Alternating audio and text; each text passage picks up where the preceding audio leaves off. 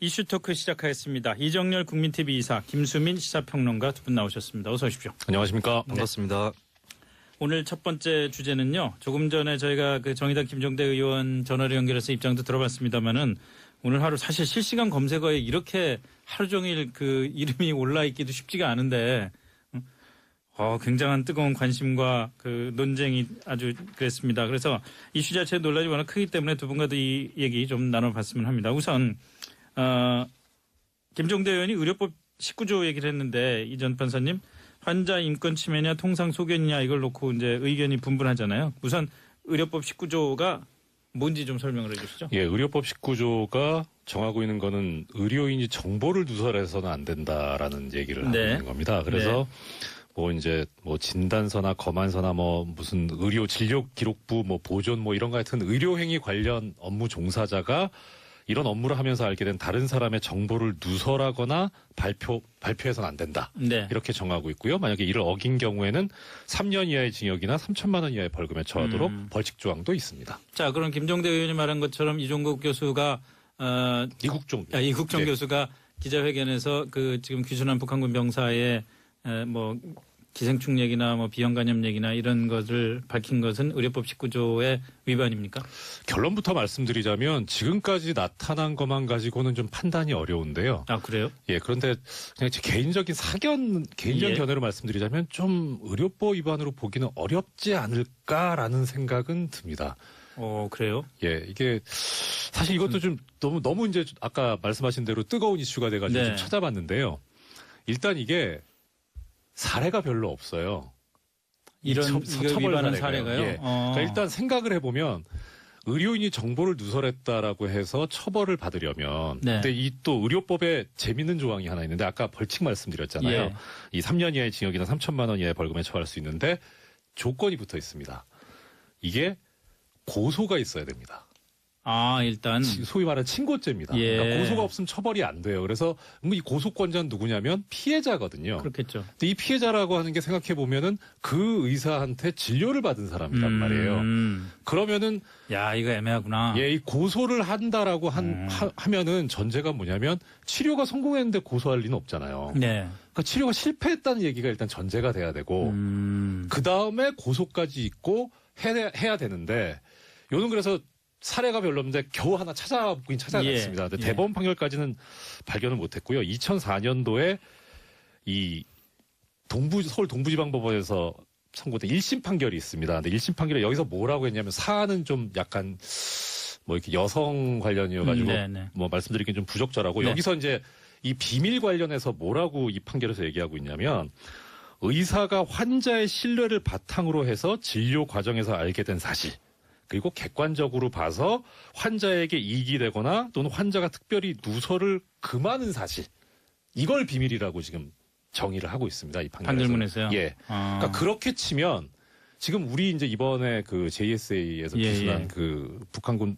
병사 사건으로 놓고 봤을 때 뭐 이제 뭐 기생충이 있다던가 건강 상태 이거 관련해서 어떻든 이 병사는 자기가 속해 있었던 북한 체제에 대해서 찬동하지 않기 때문에 공동체에 속하고 싶지 않기 때문에 왔을 거란 말이에요. 그러면은 그 병사의 입장에서 보면은 자기 건강 상태가 안 좋다는 거는 북한 체제가 안 좋다는 거를 얘기를 할 수 있는 하나의 또 자료가 될 수 있기 때문에 이것을 과연 숨기려고 하겠느냐 하는 추측은 가능합니다.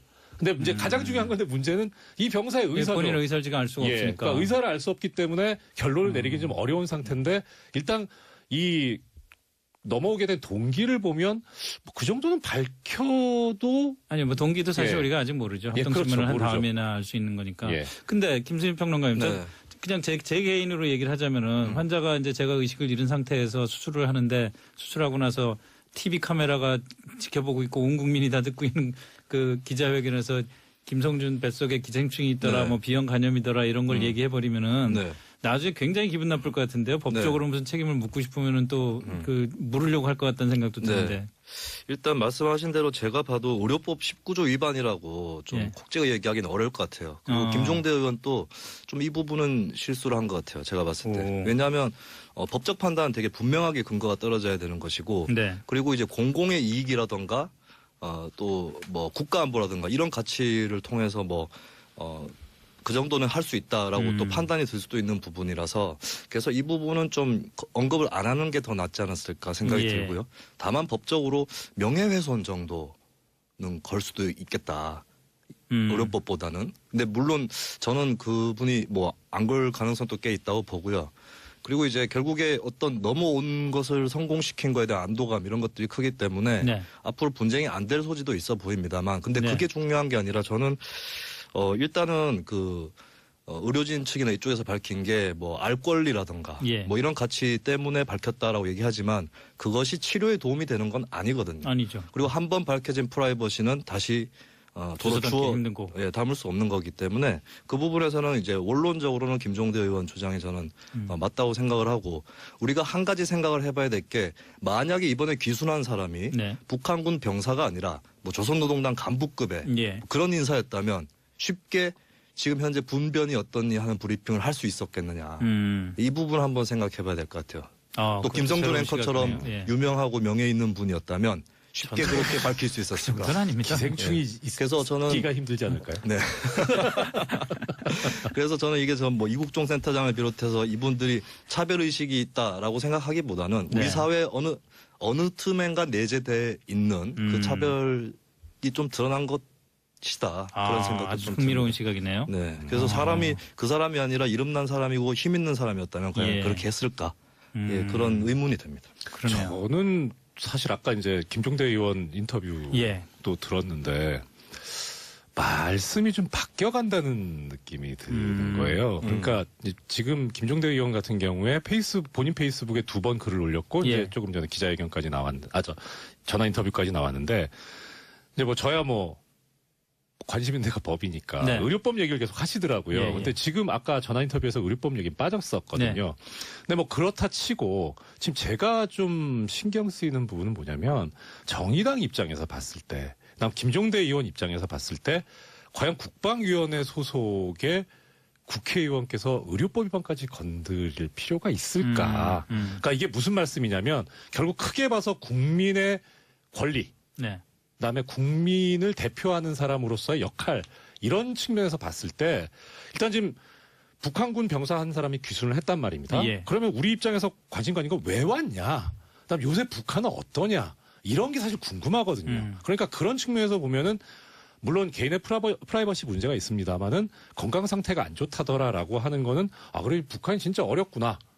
그럼에도 불구하고 핵 개발에 너무 치중하고 있구나 이렇게 우리가 판단을 할 수 있거든요. 국민들 입장에서. 그러니까 그것이 일종의 알 권리 보장의 차원에서 중요한 문제인데 요는 지금 엄밀하게 따지면 의료법 위반의 문제가 생길 수는 있지만 이런 말이 있습니다. 진보 원리주의라고 해가지고 이 디테일하고 너무 원칙적으로 이 진보 쪽에서 신경을 쓰는 부분들이 있어요. 그러니까 의료법 위반도 문제가 될 수는 있습니다. 될 수 있으니까 신경 쓰는 것까지는 좋은데 그것까지 할 필요가 있느냐. 오히려 지금 국민 입장에서 보면은 제일 중요한 거는 사실 예컨대 또 정의당 같은 경우에 지금 지지 기반이 어떻게 보면 이제 서민층, 하류층을 대변하고 있잖아요. 서민층이. 그러니까 만약에 어떤 이런 문제가 터졌을 때 지금 복지 제도가 제대로 확립돼 있지 않은 우리나라 상황에서는 가장 큰 타격을 받는 층이 정의당 지지층이고 정의당이 대변하고 있는 층이거든요. 그래서 지금 북한에서 이렇게 어렵다. 그러면 국방부에 대해서 이런 얘기를 한다라고 했을 때 과연 이게 자기 지지층, 자기들이 대변하려고 하고 있는 그 사람들에 대해서 생각에 맞는 얘기인가 하는 이것도 제 오지랖인지 모르겠습니다만은 그래서 아까 오히려 전 전화 인터뷰에서 하셨던 말씀이 타당하다고 생각해요. 그러니까 왜 이렇게 국가기관이 과도하게 개입하느냐. 김종대 의원은 그 얘기를 하시고 싶었던 것 같더라고요. 그런데 거기에 굳이 이국종 교수를 끼워 넣을 필요가 있었겠느냐. 의료법까지 나올 필요가 있었겠느냐 하는 게 사실 상당히 좀 아쉬운 부분입니다. 근데 저도 만약에 김종대 의원 발언 처음에 나오고 나서 저보고 어떻게 생각하느냐라고 첫 번째 발언 나오고 나서 물어봤다면 수위 조절이나 각도 조절이 좀 아쉽다라고 하려고 했는데 지금 사태를 보면 사실 김종대 의원에 대해서 과한 이짐에 가까운 공격들이 있어요. 근데 그렇긴 하죠. 분명히 한국 사회가 알 권리에 비해서 프라이버시를 굉장히 등한시하는 지금 그런 문화에 있고 그렇다면 저는 정의당 같은 진보 정당이라면 그 문제는 반드시 수호해야 될 가치로 언급해야 된다고 봐요. 네. 그래서 저는 오히려 놀랐던 게 사실은 김종대 의원은 민주당에 가도 썩 어색하지 않은 제가 봤을 땐 그렇게 진보적인 좌파적인 의원은 아니에요. 네. 근데 이 문제에서 이렇게까지 원칙적으로 나오는 걸 보고 좀 놀랐고요. 좀 한편으로는 다시 봤습니다. 아, 그래요? 네. 그래서 어쨌든 이 한국 사회에서 아직까지도 등한시되는 프라이버시의 가치에 대해서 네. 다시 한번 좀 고민을 해보는 계기가 됐으면 좋겠고요. 예. 그리고 이국종 센터장 또 수고를 많이 하셨기 때문에 네. 어쨌든 이번 일로 좀 많이 위신이 좀 깎이지 않았으면 좋겠고, 근데 안타까운 것은 그분이 설명을 하실 때 북한 병사의 인권의 중요한 부분은 생명이 맞죠. 근데 예. 그 부분을 위해서 마치 무조건 공개해야 되는 정부인 것처럼 말씀하신 그러니까 거. 그 부분이 조금 네. 엇갈리더라고요. 그리고 만약에 단어를 바꿔서 이게 개인 정보가 아니라 국가 기밀이라고 한다면 예. 과연 한국 사회 현재 대중들이 보여주는 이 태도가 예. 똑같이 유지됐을까? 예, 그것도 제가 좀 궁금한 대목입니다.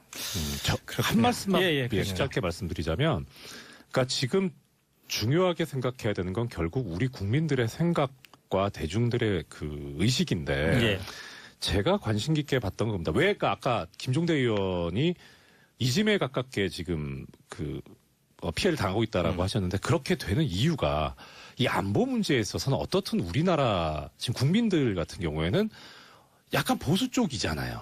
그리고 안보 문제 관련해서. 예, 예. 그다음에 어떻게 보면 뭐 내셔널리즘, 민족주의에 가까울 정도로 네. 우리 하나의 어떤 그 민족성을 상당히 강조를 하는데, 일단 남한으로 왔단 말이에요. 그럼 우리 사람, 일단 북한은 나빠, 이런 쪽으로 일단은 생각이 있으니까 그쪽을 신경을 쓰면서 대중정당이라면 그렇게 해줬으면 좋았는데 그게 부족했다는. 그러니까 결국은 이 진보 원리주의라고 하는 게 원칙적으로 맞을 수 있으나 정치고 정치인이라면 국민의 기반을 둬야 되는데 거기서 좀 떨어진 게 아쉽다라는 생각이 듭니다.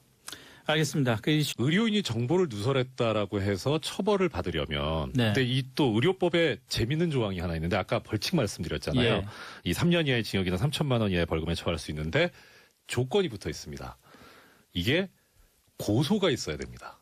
아, 일단. 소위 말하는 친고죄입니다. 예. 그러니까 고소가 없으면 처벌이 안 돼요. 그래서 이 고소권자는 누구냐면 피해자거든요. 그렇겠죠. 근데 이 피해자라고 하는 게 생각해 보면은 그 의사한테 진료를 받은 사람이란 말이에요. 이슈 토크 시작하겠습니다. 이정렬 국민TV 이사, 김수민 시사평론가 두 분 나오셨습니다. 어서 오십시오. 안녕하십니까. 반갑습니다.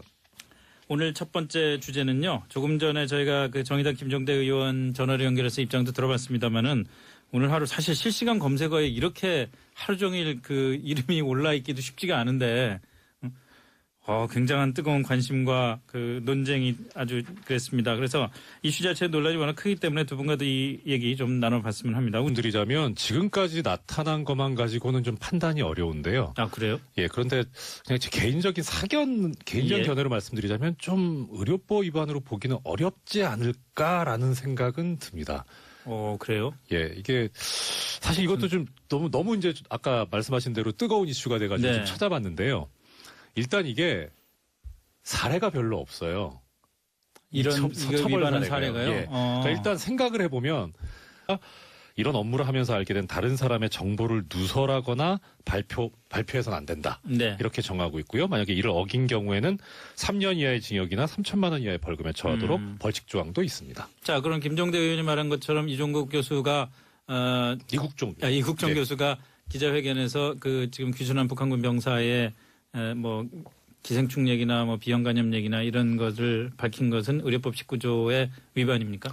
결론부터 우선 김종대 의원이 의료법 19조 얘기를 했는데 이 전 판사님 환자 인권 침해냐 통상 소견이냐 이걸 놓고 이제 의견이 분분하잖아요. 우선 의료법 19조가 뭔지 좀 설명을 해 주시죠. 예, 의료법 19조가 정하고 있는 거는 의료인이 정보를 누설해서는 안 된다라는 얘기를 하고 있는 겁니다. 그래서 뭐 이제 뭐 진단서나 검안서나 뭐 무슨 의료 진료 기록부 뭐 보존 뭐 이런 거 같은 의료 행위 관련 업무 종사자가